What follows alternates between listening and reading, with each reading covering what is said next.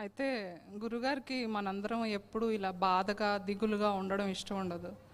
ఎప్పుడు అందరూ సంతోషంగా ఉండాలని కోరుకుంటారు. గురువారం రోజు గురుగారు నిష్క్రమణ జరిగింది. అయితే అది కూడా వారి సంకల్పంతోనే జరిగింది. బుధవారం రోజు ఉదయం ఒక మాట అన్నారు, అందరికీ దూరంగా వెళ్తాను,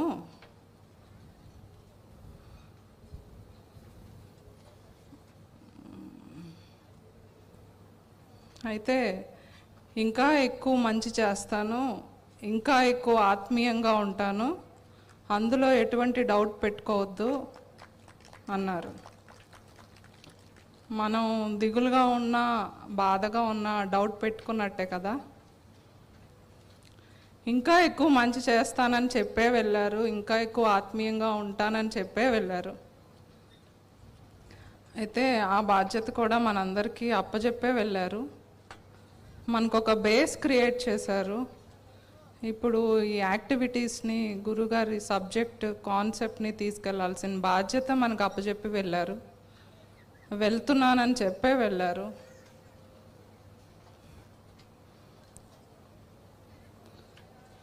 ఈ కొద్ది సమయంలోనే, ఈ 11 డేస్లోనే మనం ఇంత గ్యాదరింగ్ చేసి అందరం కలెక్టివ్గా దీన్ని సక్సెస్ చేయగలిగాము. అలాగే ఫ్యూచర్లో కూడా ఇదే కొనసాగించి, గురుగారు ఎప్పుడూ మనతోనే ఉంటారు. గతంలో కూడా ఏ ఫంక్షన్ జరిగినా మనకి పూలవానలాగా ఆవరణ శుద్ధి జరిగేది. అలాగే శుక్రవారం రోజు కూడా రాత్రి ఈ ప్రాంగణం అంతా బాగా ఉరుములు మెరుపులు సన్నటి పూల వానలాగా గురుగారి ప్రెజెన్స్ తెలియజేశారు. గురుగారు ఎప్పుడూ మనతోనే ఉంటారు. గురుగారు చాలా సింపుల్గా ఉంటారండి. ఎటువంటి ఆర్భాటాలు హంగులు ఉండవని అందరికీ తెలిసిన విషయమే. మీకు తెలియకపోతే నేనున్నాను కదా, ఇట్లా నా లైఫ్ స్టైల్ చూడొచ్చు కదా, నాలాగా ఉండొచ్చు కదా అంటారు. నేను నేర్పిస్తున్నాను కదా, ఎవరితో ఎలా మాట్లాడాలో డైలాగ్ బుక్లో రాశాను కదా, అది నేర్చుకొని అలా మాట్లాడొచ్చు కదా. ప్రతిదీ బుక్స్లో రాశారండి, స్పీచెస్లో రాశారు, మెసేజెస్లో రాశారు. మనందరినీ కూడా ధైర్యంగా ఉండాలని కూడా ఎప్పుడూ చెప్తుంటారు. ఏ ప్రాబ్లం వచ్చినా కూడా ధైర్యం అంటే ఎదురెళ్ళటం కాదు, పిరికితనం లేకుండా వచ్చిన ప్రాబ్లంని ఫేస్ చేయటం. గురుగారు చెప్పినవన్నీ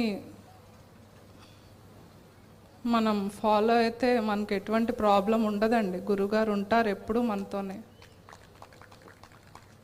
అందరం గురుగారు సబ్జెక్టు కాన్సెప్ట్ని తీసుకెళ్ళాలి. ఇది యూనివర్సల్. అందుకే గురుగారు రాశారు కదండి, మానవ జీవి దగ్గర నుంచి స్టార్ట్ చేసి మనిషి మనీషి అలా లాస్ట్ స్టేజ్ దివ్య పురుష ఆవిర్భావం విశ్వవిహారం అని రాశారు.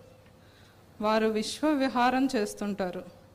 మనం ఎక్కడున్నా కానీ వారు చూస్తుంటారు. అందులో డౌట్ పెట్టుకోవద్దని కూడా చెప్పారు కదా. కాబట్టి మనం అందరం అలా దిగులుగా అలా ఉండకూడదు. ఫిజికల్గా దూరం పెడతాను అంతే అని కూడా చెప్పారు. దూరంగా వెళ్తున్నాను, అయితే ఫిజికల్గానే దూరం పెడతాను అని చెప్పారు. కేవలం ఫిజికల్గానే దూరం అయ్యారు మనకంతే.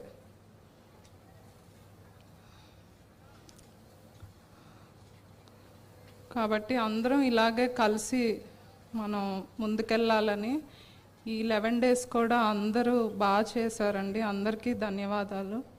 స్ఫూర్తి.